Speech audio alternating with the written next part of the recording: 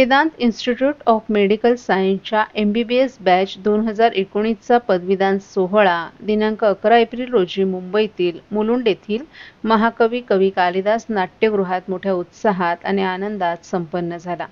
या कार्यक्रमाला प्रमुख पाहुणे म्हणून महाराष्ट्र विधान परिषदेचे अध्यक्ष रामजी शिंदे, आमदार मिहिर कोटेचा आदीही उपस्थित होते। यावेळी वेदांता इन्स्टिट्यूट ऑफ मेडिकल सायन्सचे संस्थापक Kamlesh Shah, Vedanta institute of medical सायन्सच्या dean doctor Shubhangi Parkar, Vedanta institute of medical सायन्सचे मुख्य कार्यकारी अधिकारी डॉक्टर अमोल घुले, वनरूपी क्लिनिकचे डायरेक्टर डॉक्टर राहुल घुले आणि इतर मान्यवर पदाधिकारी, डॉक्टर, पालक, विद्यार्थी आणि नागरिकही मोठ्या संख्येने उपस्थित होते। मेडिकल कॉलेज डहाणू पालघर या संस्थेचा दुसरा दीक्षांत समारंभ होता आणि या समारंभासाठी राज्याचे विधान परिषदेचे सभापती श्री डॉक्टर प्राध्यापक माननीय राम शिंदे साहेब आलेले होते। अतिशय चांगल्या वातावरणामध्ये हा समारंभ संपन्न होत आहे आणि 150 डॉक्टर आज इथे पदवी घेऊन आज उद्याच्या त्यांच्या उज्ज्वल भविष्यासाठी तयार होऊन जात आहेत। याचा आम्हाला अतिशय आनंद होत आहे। या कार्यक्रमासाठी मलाही प्रमुख पाहुणे म्हणून बोलवलं होतं, त्याबद्दल आम्ही उपस्थित राहिलो। मलाही आनंद वाटला संस्थेने बोलवलं, संस्थेचे मी आभार मानतो आणि पुढील कार्यक्रमासाठी मी त्यांना शुभेच्छा देतो। धन्यवाद।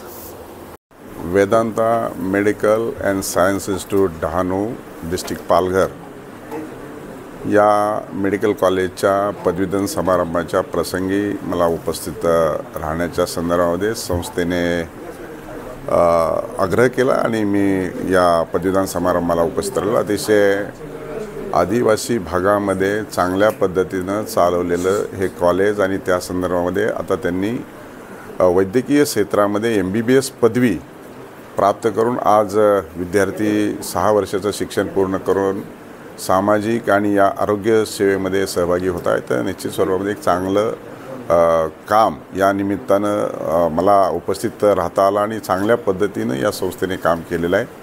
विद्यार्थी निश्चित स्वरूपामध्ये आपल्या जीवनामध्ये चांगल्या पद्धतीनं करिअर घडवतील, आपल्या आईवडिलांचं नावाबरोबरच या संस्थेचं नाव देखील रोशन करतील आणि आपल्या जीवनामध्ये यशस्वी होतील असा माझा विश्वास आहे। वाढत्या उकाड्याच्या पार्श्वभूमीवर मध्य रेल्वेवर बुधवारपासून 80 वातानुकूलित लोकलच्या फेऱ्या चालवण्यात येणार आहेत। मध्य रेल्वेच्या मुख्य मार्गावर वाढीव 14 वातानुकूलित लोकल सुरू करण्यात येणार असल्यानं आठवड्याच्या दिवशी वातानुकूलित लोकल फेऱ्यांची संख्या 66 वरून 80 होणार आहे। तीव्र उष्ण वातावरणात प्रवाशांना अधिक आरामदायी प्रवासाचा अनुभव देण्यासाठी मध्य रेल्वेने ही सुविधा सुरू केली आहे। सध्या मध्य रेल्वेच्या मुख्य मार्ग, हार्बर मार्ग, ट्रान्स हार्बर मार्ग आणि बेलापूर उरण कॉरिडॉर, नेरूळ उरण पोर्ट मार्गिकेवरून सुमारे दररोज 1810 लोकलच्या फेऱ्या धावतात। त्यात कोणतीही वाढ करण्यात आली नाही, परंतु 14 सामान्य लोकलच्या वेळेत वातानुकूलित लोकल चालवण्यात येणार आहेत। या वातानुकूलित लोकलच्या फेऱ्या सोमवार ते शनिवारपर्यंत धावतील। रविवार आणि सुट्टीच्या दिवशीही वातानुकूलित ऐवजी सामान्य लोकल धावेल। मध्य रेल्वेच्या ताफ्यात वातानुकूलित लोकलच्या 6 गाड्या होत्या, त्यापैकी 5 गाड्या धावत होत्या, तर एका गाडीची देखभाल दुरुस्ती करण्यात येत होती। गेल्या 2 महिन्यांपूर्वी 7वी गाडी मध्य रेल्वेच्या ताफ्यात दाखल झाली आहे। त्यानंतर तिची देखभाल दुरुस्ती आणि इतर तपासणी चाचण्या करून ती प्रवाशांच्या सेवेत दाखल करण्यात आली आहे। आता मध्य रेल्वेच्या ताफ्यात 7 गाड्या असून त्यापैकी 6 गाड्या धावणार आहेत। सीपी टँक येथे साचलेला कचरा 30 दिवसात हटवण्यात येईल असं आश्वासन पालिका आयुक्त सौरभ राव यांनी दिलं होतं। मात्र आयुक्तांच्या या आदेशाचा पालिका अधिकाऱ्यांनी अक्षरशः कचरा केलाय। ठाण्याच्या सीपी टँक येथे डम्पिंगचा डोंगर जैसे थे आहे। ढीग हटवण्याची प्रक्रिया अत्यंत संथ गतीनं सुरू असल्यानं वागळे परिसरात दुर्गंधीनं पुन्हा डोकं वर काढले। दरम्यान भर उन्हाळ्यात या दुर्गंधीनं नागरिक हैराण झालेत। सीपी तलाव परिसरात कचरा टाकण्यास स्थानिकांनी विरोध केलाय, त्यामुळे कचराकोंडी झालेल्या ठाणे महापालिकेनं शहरात गोळा होणारा कचरा सध्या भिवंडीच्या आतकोली येथे टाकण्यास सुरुवात केली आहे। दरम्यान सीपी तलाव येथील नागरिकांनी आंदोलन करत लवकरात लवकर येथील कचरा हटवा, अन्यथा घंटागाड्या फोडू असा इशारा दिला होता। त्यानंतर प्रशासनानं सीपी टँक येथे साचलेला कचरा तातडीनं आतकोली क्षेपणभूमीवर हस्तांतरित करण्याची 12 मार्च पासून प्रक्रिया सुरू केली।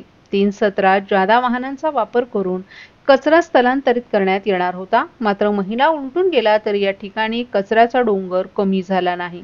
ठाणे शहर आणि कळवा येथील कचरा सीपी टँक येथे एकत्र होतो. येथून तो प्राथमिक प्रक्रिया करून क्षेपणभूमीवर पाठवला जातो.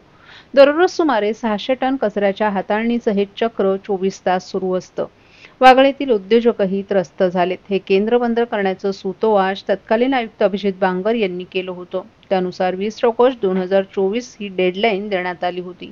याआधी अनेक आयुक्तांनी नवनवीन डेडलाईनही दिल्या होत्या. महाराष्ट्रातील भगिनींना आधार देणारी राज्य शासनाची मुख्यमंत्री माझी लाडकी बहीण योजना. या योजनेअंतर्गत अल्प उत्पन्न गटातील 21 ते 65 वयोगटाच्या भगिनींना मिळणार दरमहा 1500 रुपयांची मदत. अर्ज करण्यासाठी 31 ऑगस्ट 2024 पर्यंत मुदतवाढ. कुटुंबाचं वार्षिक उत्पन्न 2.5 लाख रुपयांपेक्षा कमी असलेल्या महिला पात्र. कुटुंबाकडे पिवळं किंवा केशरी रेशन कार्ड असल्यास उत्पन्नाचा दाखला आवश्यक नाही. पांढरं रेशन कार्ड असेल किंवा रेशन कार्ड नसेल तर कुटुंबाचं वार्षिक उत्पन्न 2.5 लाखांपेक्षा कमी असल्याचा दाखला आवश्यक. योजनेसाठीचा ऑनलाईन अर्ज नारी शक्ती दूत ॲपवरून किंवा पोर्टलवर भरता येईल. ज्या भगिनींना ऑनलाईन अर्ज भरता येत नसेल त्यांच्यासाठी अंगणवाडी, ग्रामपंचायत, वॉर्ड ऑफिस, सेतू सुविधा केंद्रामध्ये किंवा आशाताई बचत गटाच्या CRP यांची मदत उपलब्ध. आता आपल्याला अभिमानानं म्हणता येईल, सुखी आणि सुरक्षित आहे माझी लाडकी बहीण.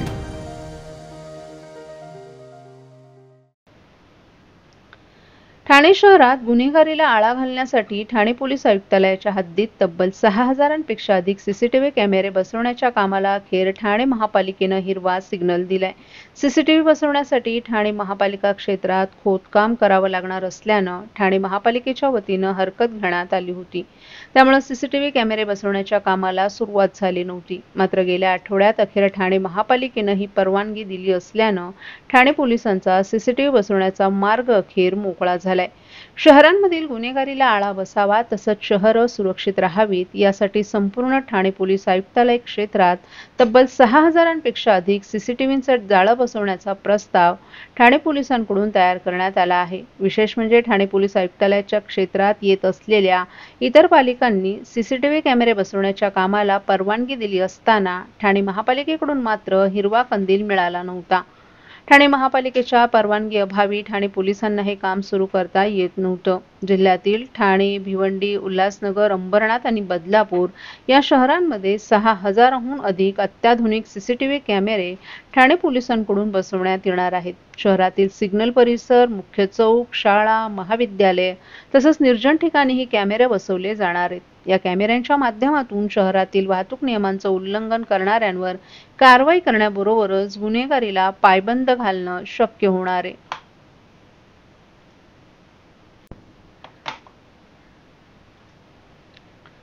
भारतरत्न डॉक्टर बाबासाहेब आंबेडकर यांच्या जयंती दिनाच्या निमित्तानं आज ठाणे जिल्हा परिषदेच्या ठिकाणी अभिवादन कार्यक्रमाचं आयोजन करण्यात आलं होतं. समाज कल्याण विभागाच्या वतीने आयोजित या कार्यक्रमात डॉक्टर आंबेडकर यांच्या प्रतिमेस पुष्पहार अर्पण करून अभिवादन करण्यात आलं. या कार्यक्रमात जिल्हा समाज कल्याण अधिकारी उज्ज्वला सपकाळे आणि लेखाधिकारी रवींद्र सपकाळे यांच्या हस्ते त्यांच्या प्रतिमेस पुष्पहार अर्पण करण्यात आला. यावेळी जिल्हा परिषदेतील अधिकारी आणि कर्मचारीही मोठ्या संख्येने उपस्थित होते. महात्मा फुले यांच्या जयंती दिनानिमित्त आणि भारतरत्न डॉक्टर बाबासाहेब आंबेडकर यांच्या जयंतीच्या पूर्वसंध्येला ठाण्यात कोण नामदेव ढसाळ या विषयावर एका जाहीर कार्यक्रमाचं आयोजन करण्यात आलं. हा कार्यक्रम काल संध्याकाळी 5 वाजता कोटनाका येथील टाउन हॉलमध्ये पार पडला. सुप्रसिद्ध कवी, विचारवंत आणि दलित पॅंथर चळवळीचे संस्थापक नामदेव ढसाळ यांच्या कार्यावर सखोल यावेळी चर्चा करण्यात आली. त्यांच्या साहित्याचं सामाजिक भान, त्यांनी उभारलेली चळवळ आणि बहुजन समाजाला दिलेलं नेतृत्व यावर अभ्यासपूर्ण विचार मांडण्यात आले. विविध वक्त्यांनी त्यांच्या काव्याच्या माध्यमातून उठवलेल्या विद्रोही विचारसरणीवर यावेळी प्रकाश टाकण्यात आला. या कार्यक्रमाला बहुजन समाजातील विविध संघटनांचा आणि तरुणांचा उत्स्फूर्त प्रतिसाद मिळाला. अनेक मान्यवर वक्त्यांनी यावेळी उपस्थितांना मार्गदर्शन केलं.